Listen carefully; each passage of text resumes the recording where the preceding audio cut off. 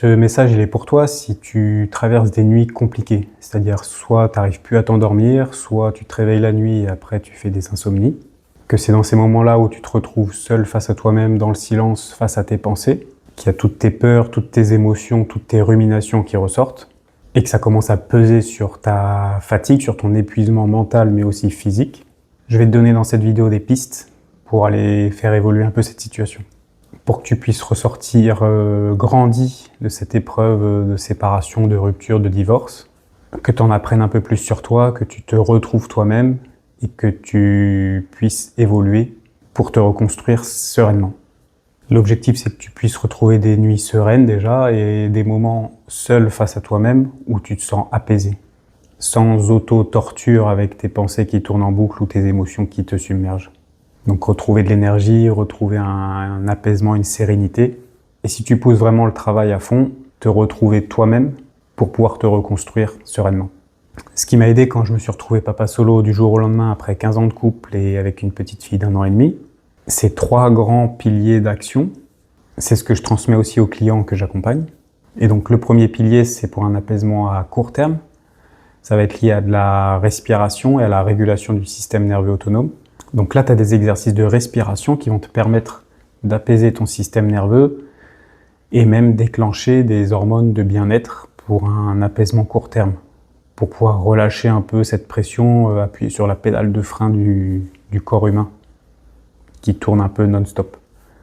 Et ça peut se manifester avec des signes physiologiques corporels, palpitations cardiaques ou respiration forte ou boule au ventre ou d'autres symptômes physiologiques, mais aussi le mental qui tourne à pleine vitesse. Donc là, tu as 2 exercices simples et basiques pour calmer ce système nerveux-là. Ça va être la respiration carrée et la cohérence cardiaque. Le principe, il est un peu équivalent sur les deux, c'est de ralentir sa respiration de manière consciente pour pouvoir ralentir ton rythme cardiaque et tout ton système nerveux. Donc la cohérence cardiaque, ça consiste à avoir 6 respirations par minute. Donc en général, le rythme qu'on adopte, c'est inspiration sur 5 secondes, expiration sur 5 secondes, et on fait ça pendant 3 ou 5 minutes. Moi, je te conseille de faire uniquement de la respiration par le nez, à l'inspiration, à l'expiration. Ça va te permettre de créer des gaz dans la cavité nasale qui optimisent un peu tout ton système. Et aussi de respirer avec ton diaphragme, donc en gonflant le ventre à l'inspiration et en dégonflant le ventre à l'expiration. Ça permet de générer des hormones aussi de bien-être. Et la respiration carrée, le principe c'est inspiration sur 5 secondes, je bloque les poumons pleins sur 5 secondes, expiration sur 5 secondes, je bloque les poumons vides sur 5 secondes. Ça pareil pendant 3 à 5 minutes. Toujours en respirant par le nez et en mobilisant le ventre. Donc ça va permettre de t'apaiser à court terme.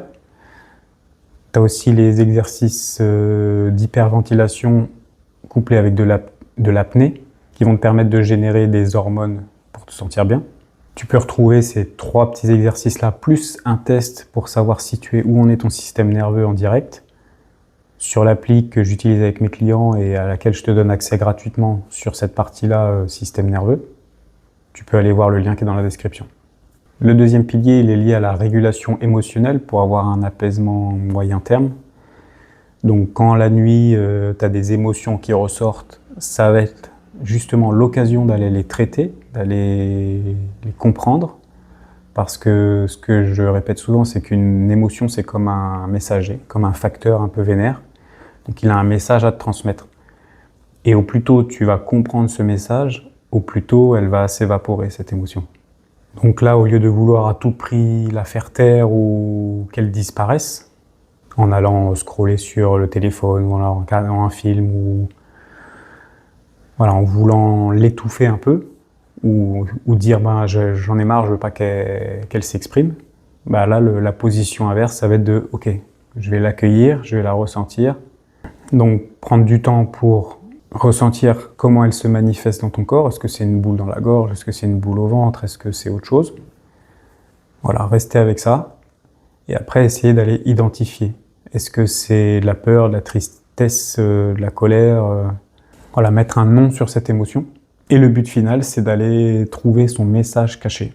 Souvent, c'est lié à un besoin caché ou un besoin qui est non comblé. Et donc on va essayer d'aller pointer ce besoin pour pouvoir le combler et du coup te soulager. Je t'ai fait une vidéo qui explique un peu plus en détail cette phase-là de trouver le besoin caché d'une émotion. Tu peux cliquer sur le lien qui est juste en dessous.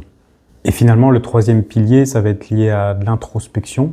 Et donc c'est le plus important pour un apaisement à long terme. C'est celui aussi qui demande le plus de courage parce qu'il va falloir aller s'affronter soi, affronter ses pensées. Et donc là, le but, c'est d'aller utiliser ces moments où tout ressort, tout se remue, tout s'active un peu pour pointer comment ça fonctionne dans notre mental et se positionner en observateur, c'est-à-dire prendre un pas de recul, puis se laisser embarquer dans le flot de pensée, mais prendre ce petit pas de recul, cette position d'observateur, pour comprendre comment ça fonctionne, quel est notre mode d'emploi. Et quand on arrive à prendre ce pas de recul, à se positionner en observateur, c'est ça qui apaise. Parce qu'on n'est plus juste emmené dans le flot, mais on est en train de voir ce qui se passe, on comprend, et on peut donc du coup faire des choix conscients, décider de suivre, de donner de l'importance, de l'attention à telle ou telle pensée.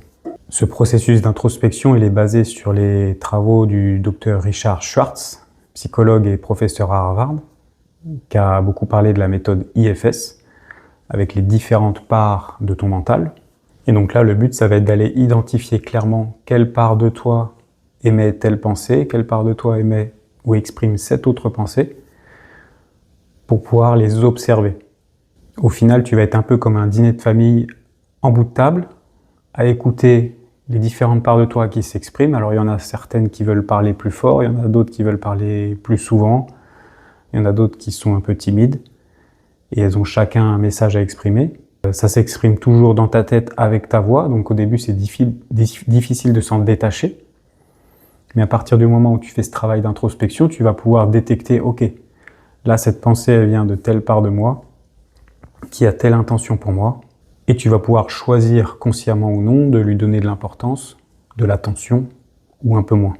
Et donc le tonton un peu bavard, grande gueule qui est à table et qui veut toujours se faire écouter, parler plus fort que les autres, qui peut être associé du coup à des pensées qui reviennent souvent en boucle, martelées, et ben là tu vas réussir à t'en détacher un peu parce que tu vas te mettre en observateur, avoir conscience que ça vient d'une part de toi, et donc faire ce travail d'observation de soi-même.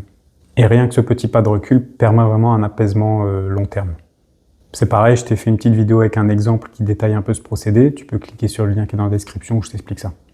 Et si jamais tu veux que je t'aide ou que tu as des questions sur ta situation à toi particulièrement, tu peux prendre un rendez-vous gratuit de 30 minutes dans lequel on va pouvoir échanger sur ta situation, tes problématiques, les choses qui sont difficiles à gérer pour toi en ce moment. Comme ça, je vais pouvoir creuser un peu et te donner les premières clés pour avancer. Pour ça, tu peux cliquer sur le premier lien qui est dans la description.